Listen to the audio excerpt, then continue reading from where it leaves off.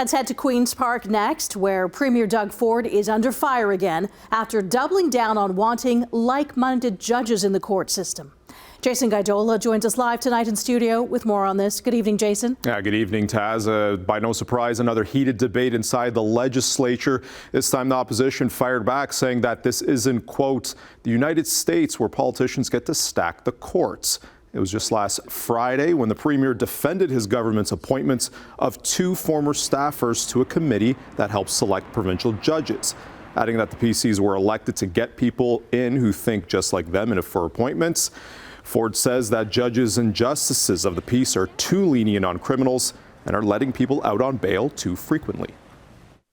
Mr. Speaker, they're kicking doors in. They're putting guns to people's heads, and guess what happens, Mr. Speaker? They get out on bail, then they go do it again. They're terrified to stay at home by themselves. They want to go everywhere their parents go because they're terrified. So I am going to make sure we have like-minded judges being...